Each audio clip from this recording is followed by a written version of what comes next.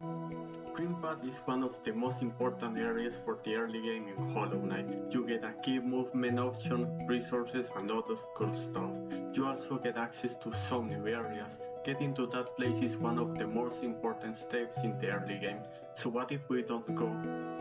Anytime someone does a challenge run, it consists of two phases, getting out of the first section and actually beating the game. So, how do we actually get out of the crossroads? First of all, we need to check all of the possible paths. The Greenpath one is obviously out of the list. For Fog Canyon, we need this Master or C-Dash if you are a speedrunner. For Fungal Oasis, the dash is required. For City of Tears, the elevator is blocked from the other side.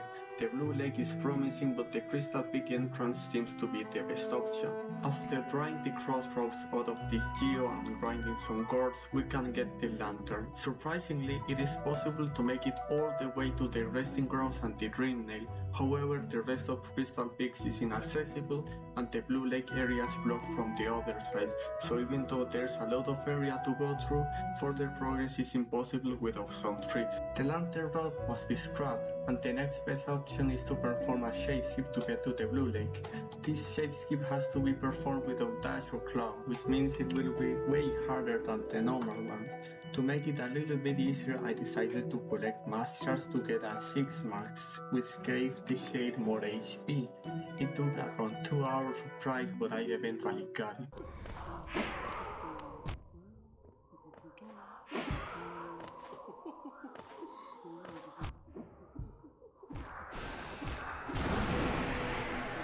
The main difficulty is to time the parry and the damage boost.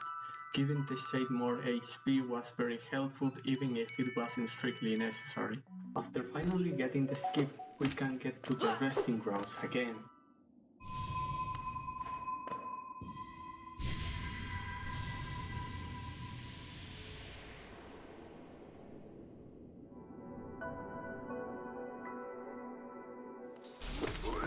And to the City of Tears.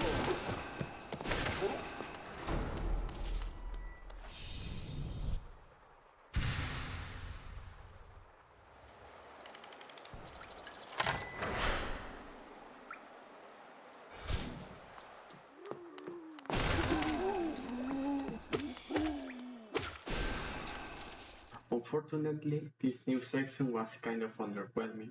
Most of the City of Tears requires claw and there's nothing interesting on Kingdom's Edge. You can only get the map and what until you get to a big ball. Most of the waterways is blocked behind C-Dash and claw. Ancient Basin is blocked behind C-Dash and claw and I almost get soft-locked in there. The only possibility is to go to the fungal wastes through waterways.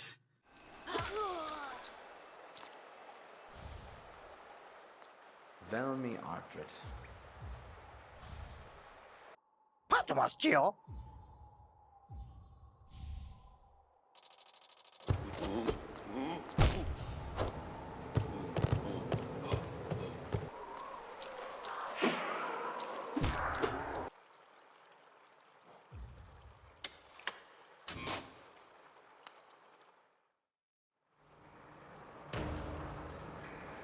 This path is extremely annoying and requires a shade skip to get to the west side of the City of Tears.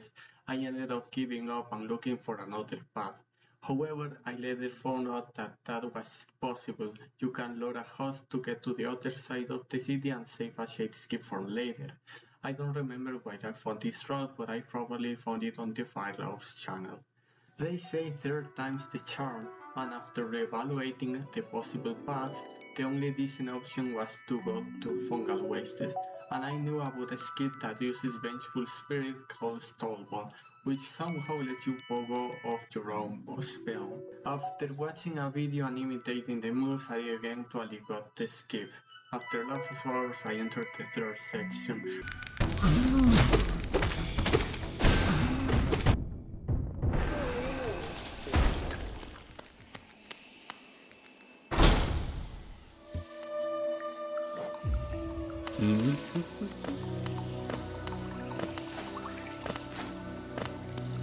Compared to the other tasks, getting Mantis Claw was not that bad, though still tedious. The lower part requires a crazy skip in nowhere I'm pulling now. However, to the upper path it requires a simple ship and some powers. That was easier said than done, but I eventually got it.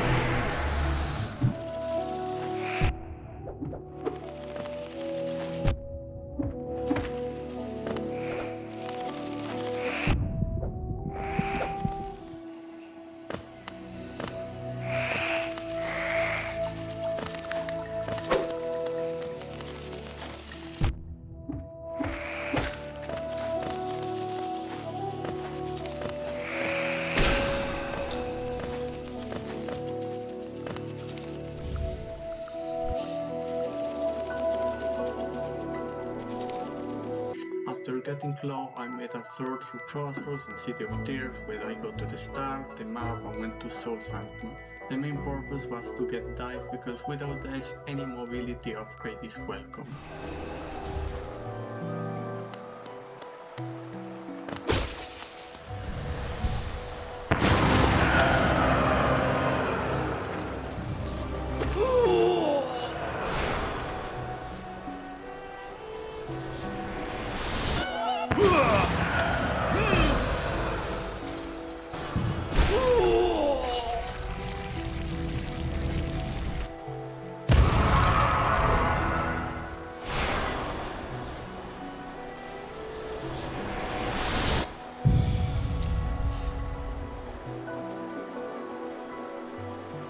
After finally getting escaped, we can get to the resting grounds again, and to the City of Tears.